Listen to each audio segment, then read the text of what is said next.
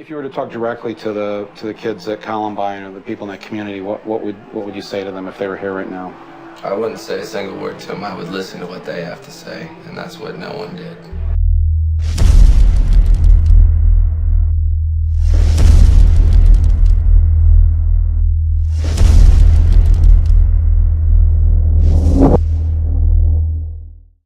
I was shot outside Columbine in 1999.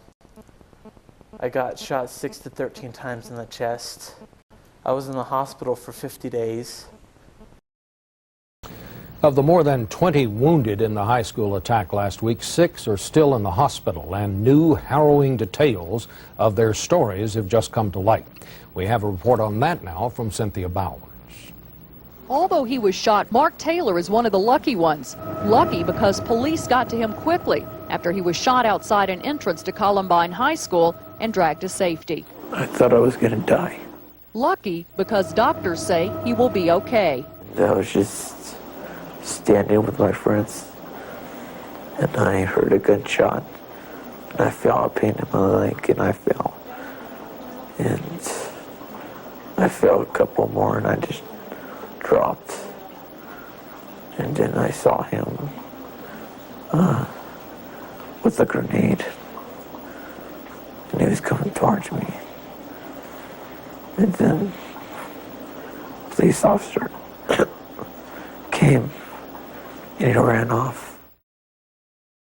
For 3 years, we couldn't figure out what really had happened. We had researched a lot of this until a wonderful saint of God ran down my pathway, and that's Dr. Tracy. I owe a lot to her. She testified on behalf of me of my court case. We filed a lawsuit against Solvay Pharmaceuticals, and Pfizer came on and defended them. But it took 3 years to find out that just one little pill, just one little thing of chemicals can cause you to go on a shooting. After Eric and Dylan were arrested for breaking into the van in January 1998 and placed on probation, Eric was sent to a psychiatrist. His doctor prescribed an antidepressant typically used to treat obsessive-compulsive disorder. According to Eric's parents, he took the medication regularly. And this is Mark Taylor. Both of these boys were shot the day of the Columbine massacre, and Mark is barely standing after numerous operations. The kids at Columbine had to pay a penalty. We paid a penalty that day for this nation, the way we look at it. The 17-cent Kmart bullets still embedded in their bodies. As they showed me the various entry points for the bullets, I thought of one way we could reduce the number of guns and bullets laying around. I asked the boys if they'd like to go to Kmart to return the merchandise.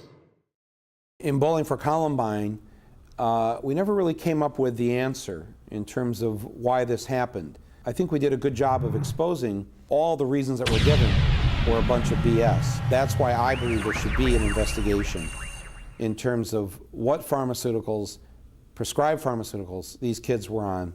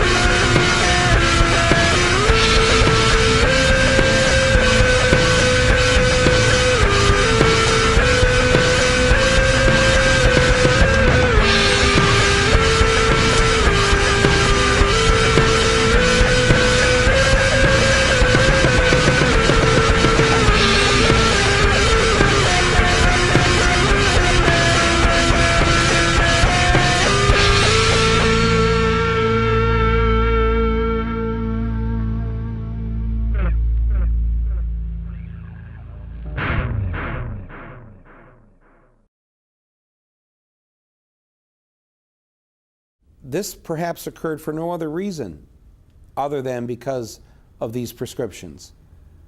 Imagine what that would do. Imagine how people would totally rethink things, grasping for every little straw they can to explain why something like Columbine happens, when in fact it may be nothing more than this. How else do you explain two otherwise decent kids, very smart, no history of violence to other kids in the school? Why them? Why did this happen? It's an extremely legitimate question to pose, and it demands an investigation.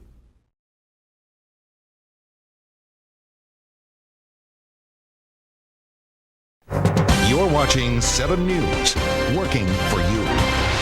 Welcome back. It's a controversial antidepressant that some say contributed to several incidents of school violence, including the tragedy at Columbine. The drug Luvox brought an unlikely pair of teens together in Denver today.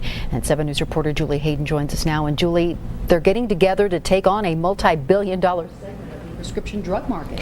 That's right. Columbine shooting victim Mark Taylor is suing the manufacturer of the antidepressant drug, but he's also joining forces with another teen, this one who was accused in an incident of school violence, to get such drugs off the shelves. Mark Taylor, shot at Columbine High School, was a victim. All of a sudden, there was this big bang and it hit me in the leg. In an incident in another school, Corey Badsgard was a suspect. We wanted to meet each other because we both know what the problem really was. The problem, they claim, antidepressant medications like Luvox. Eric Harris had been taking the drug when he and Dylan Klebold opened fire on classmates at Columbine. Badsgard said he had just started taking a similar drug 2 years ago when he walked into his Washington State High School with a hunting rifle and held 23 classmates hostage. There's a lot of people out there that have this problem and have been dealing with it for quite a while, and we really need to get some of this stuff off of the market. The unlikely pair is joining forces in Denver this week, talking to a freelance documentary crew. Their mission, they say, to get drugs like Luvox off the shelves. There's a kid that went to school and it was going to cause a tragedy, and a kid who's been through a tragedy teaming up together to speak out on the same cause.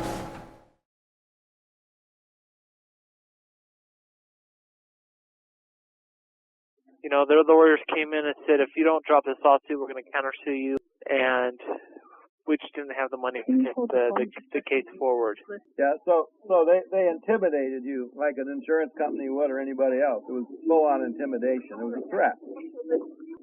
Yeah, they... And your attorney wouldn't stand up to that? Actually, I hired 3 different attorneys on this case. Yeah. I had one attorney who came in, and then he got afraid. He wanted to drop the case, so I hired another attorney to come on for him. Right. And then that attorney got afraid, so I had to hire another attorney. That's amazing. To take the Do you case. think these guys are being bought off by the drug companies or what? Well, pretty much what the drug companies just told them is, we're going to sue you for representing this kid, just for taking this case on. Well, that's pretty high powered. You know, that's a pretty good threat. Yeah, I sued the drug companies and settled for $10,000. But that $10,000 didn't go to me, to Cancer Society. Mark was suddenly called the day before he was supposed to have a hearing and told he needed to be in court that day to talk about settlement. His mother was not allowed in the room, even though she was a party to the lawsuit, and Mark was taken in alone, and for hours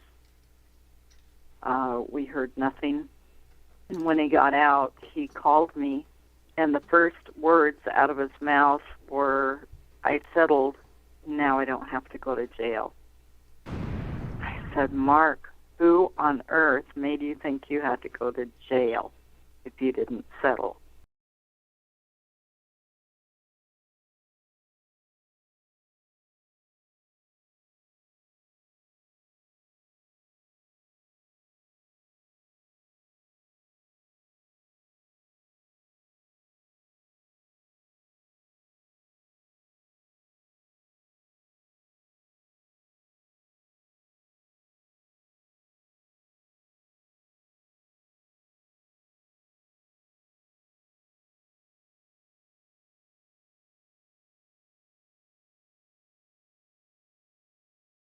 Every time he hears of another threat, like the one at the Life School Gold Campus in Mesa last week, he hears the beginning of a nightmare. Mark now travels the country with a message.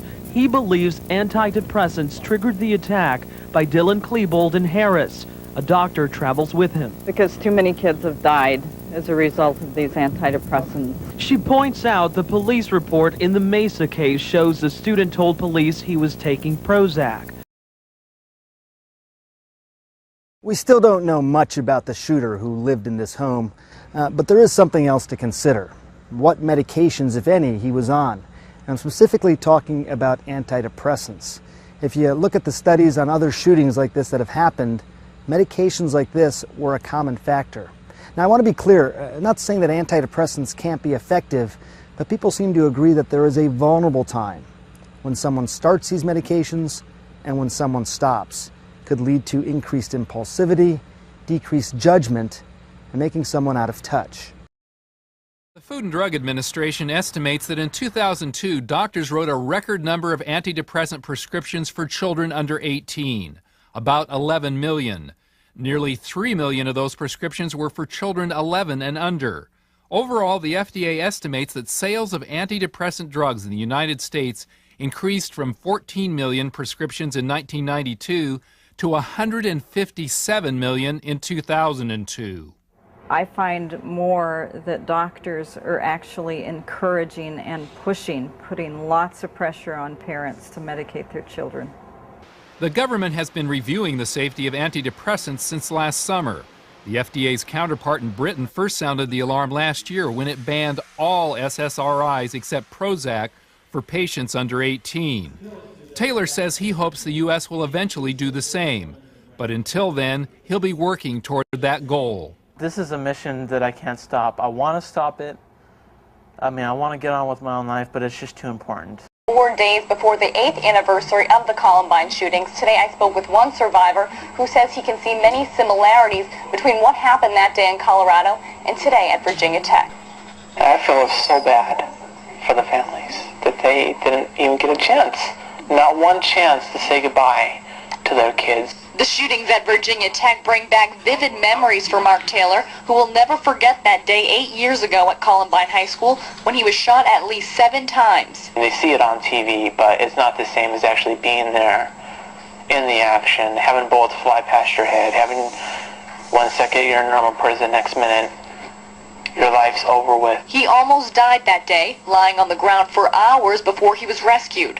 All he wanted to do was tell his family he loved them. That's probably what these kids were going through when they got shot.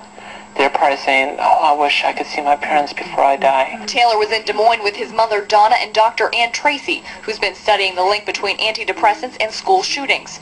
Dr. Tracy says most of the recent school shooters have been on some type of antidepressant, and she thinks it will be the same at Virginia Tech. There's been enough clues already. The early morning hours when it happens, the previous shooting, and then returning to shoot more people is another clue. Taylor says he was blessed to survive. Now he wants to help educate the public on the dangers of antidepressants, which the 2 gunmen at Columbine were both taking. He's written a book and hopes his story will help others. I think God allowed me personally to go through something to make me stronger, a stronger believer, to have more faith in Him.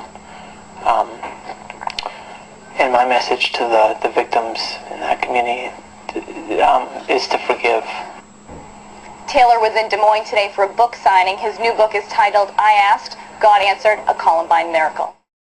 Douglas Kennedy joins us here on set, just back from Virginia. I think one of the things that we're missing here is I spoke with 2 of his roommates, and they described this guy as completely emotionless. You would say hello to him. He was completely out of touch with himself and with other people.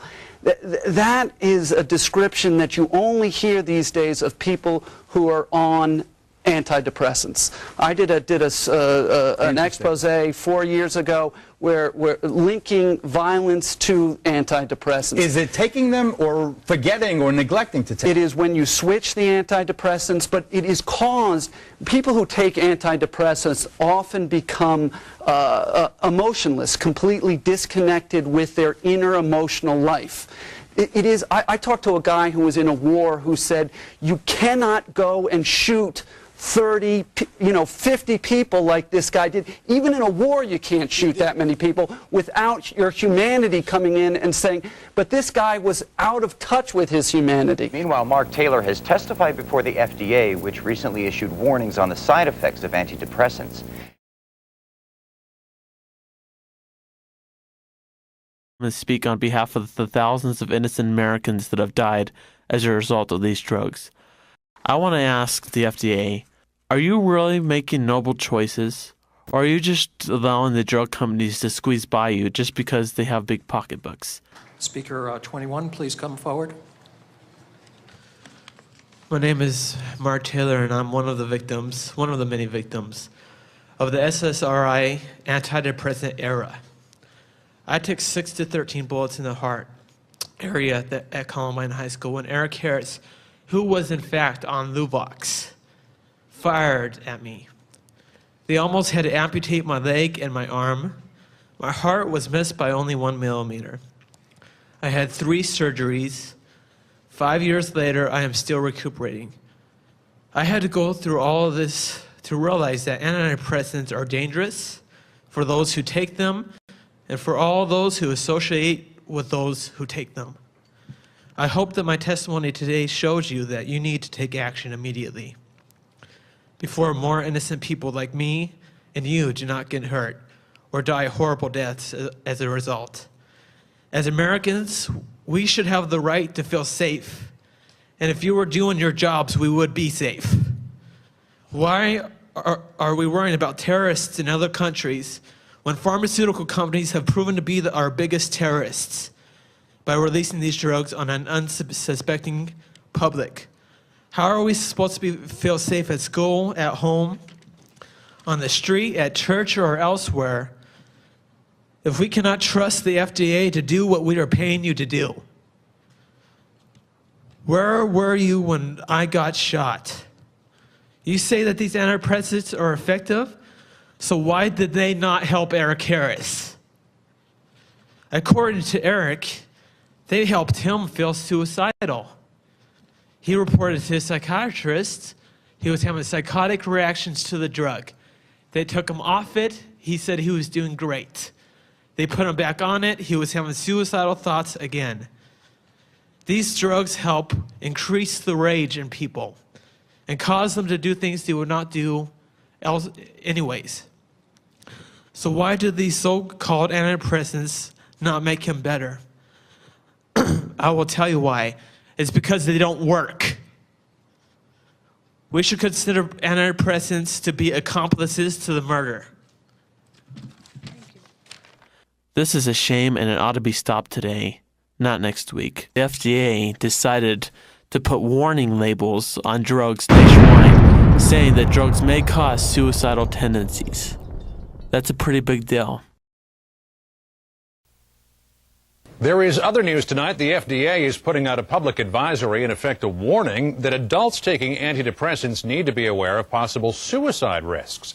Our medical correspondent Elizabeth Caledon is here. And Elizabeth, what should we make of this?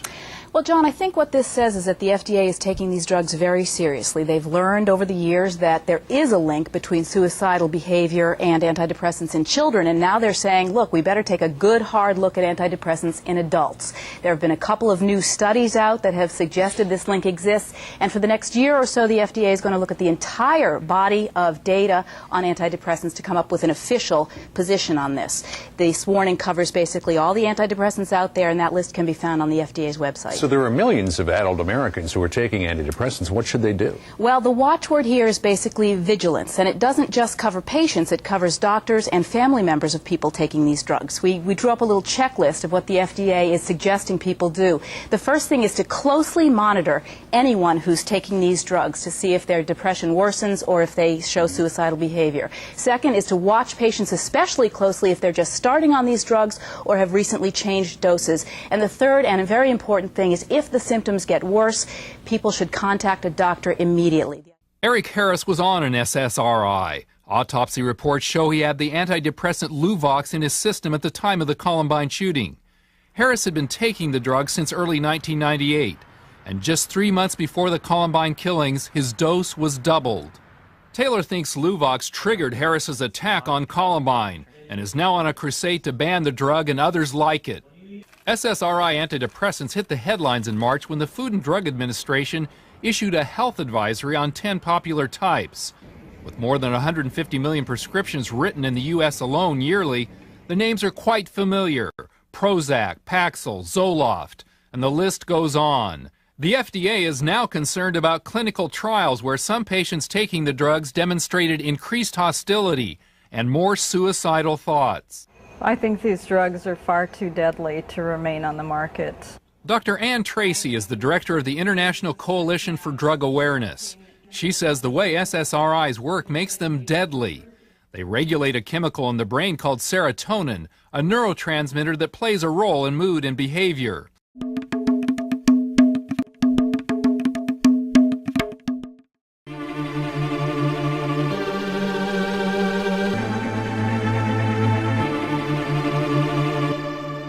In 2007, Mark and his mom came to visit me the same year that Solvay put Luvox back on the market. Not long before the Virginia Tech shooting, he started drinking so much Mountain Dew that we were all noticing. He would often choose that over eating, and I was very concerned about his blood sugar. Mentioned to his mom that you needed to watch him carefully because diabetes runs in his family. And we began to notice that he had some unjustified fears, and I did some searching and found that there were several psychiatrists that were reporting that young people were becoming psychotic on Mountain Dew and that it would not go away unless they were taken off the Mountain Dew.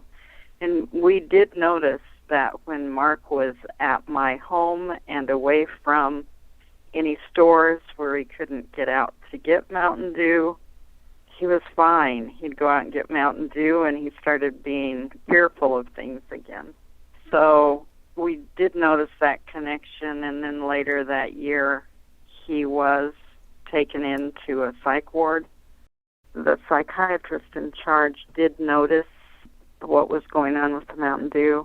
We've since learned that an ingredient that has just been removed from Gatorade by Coca-Cola, but not yet from Mountain Dew, called brominated vegetable oil, will produce signs of a transient paranoid schizophrenia where there's so many fears. So the transient means, of course, that it's only temporary and that it leaves with the introduction of that particular substance to the body. So even though they began to drug him in this institution, they did notice the connection to the Mountain Dew, and we were able to get him out. Unfortunately, he did not remember as many times as he's heard me lecture about how you never abruptly discontinue an antidepressant or the new atypical antipsychotics because of the horrible withdrawal. The FDA has warned that abrupt discontinuation or any abrupt change in dose can produce suicide, hostility, or psychosis. Did you say that they took you to the hospital and put these robots in? Yeah, it's a weapon. A weapon? In Colorado's when they did it? They did it when Columbine happened. Oh, that's when they did it? I got shot. When you get shot, they automatically assume that you're a gang member. It doesn't matter if you're innocent or not. Government puts weapons inside of you to control you. So you've had it in for 10 years? I've had it for 10 years. It's destroyed me. It's like weapons. Show me where you think It's on my body. They got a bunch of weapons inside of me. Really? Yeah. Can you feel it in there? That's the tiny one? Yeah. Does it make you feel heavier inside? Yeah? So it's been over 10 years, hasn't it? How come didn't you say they had a button to press? Huh? Is this the kind that if they press a button it would... Now them took it. It's a weapon, yeah. But I thought They can press, it has Yeah. linked up to a button? Yeah. the TV was that TV. So what Anything that goes wrong, they start pushing a button and spiders going around me. They're actually electronic, made of metal, start coming inside of me. Did they tell this one about the one they put in you? No, they don't tell you it's a weapon. Did they tell you it was like to save your life or something? No, they didn't tell me that. A lot of men who were criminals. Really? Yeah, they just cut them open, add them inside of them. Then they have a remote control. They did anything. They started doing it on a lot of people. As a line of defense, they cut a person open, put weapons inside of them. Then if a person committed a crime, they would just push a button. The weapon inside of them would go off, and they would die. It was the line of defense, rather than 100 million cops showing up to surround a building. They just sold them to millions of Americans. So they want to have cops, have SWAT teams go into stores. They would just have a remote control of them. If they did anything wrong, they just push a button, the weapons would go off and kill every single part of their body.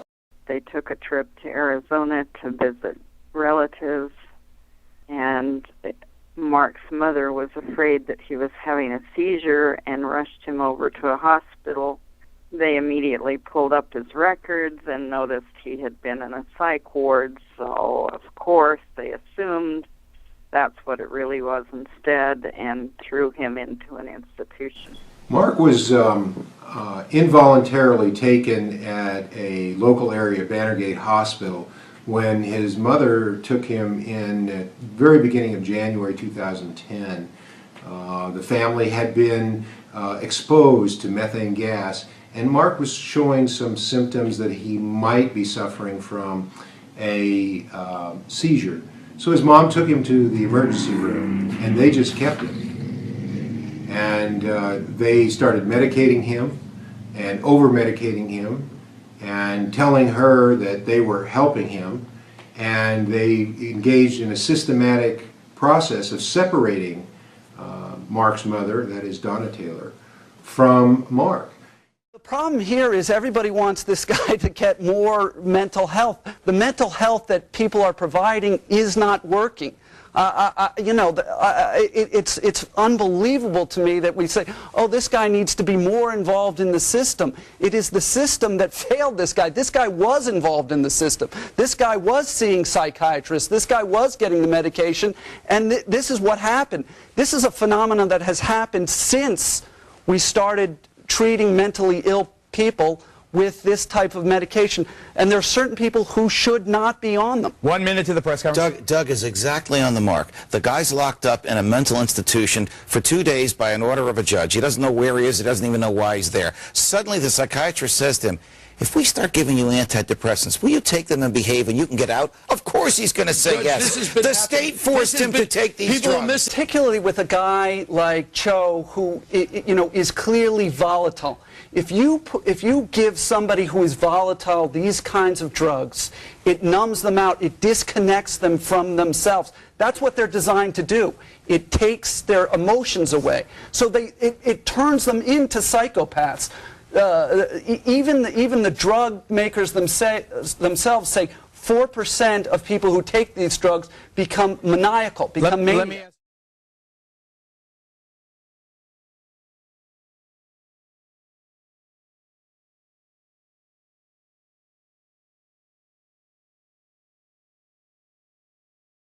And Mark, one of the things we wanted to talk about today was what happened in Colorado Springs a couple of years ago. You were in Colorado Springs at some kind of a facility, is that correct?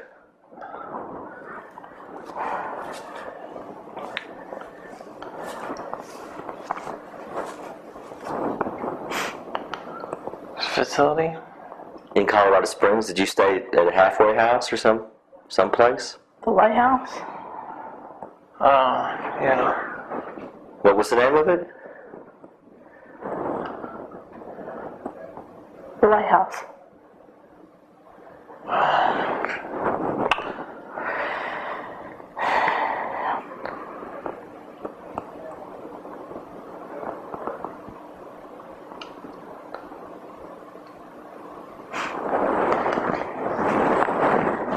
hard for you to remember the lighthouse in Colorado Springs?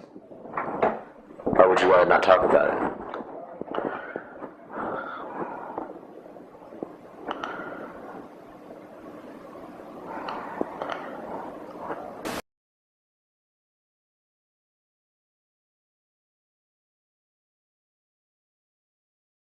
Your body goes into a high.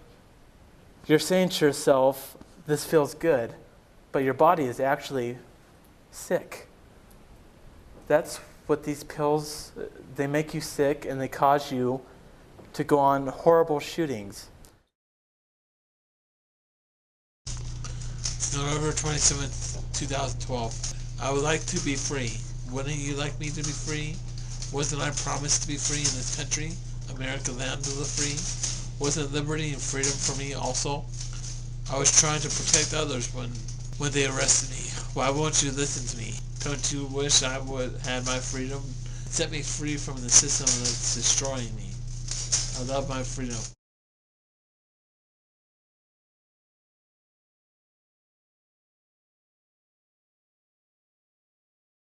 And I pray that you people who hear this message today, you don't just go home and live your normal lives and go back to everything's normal.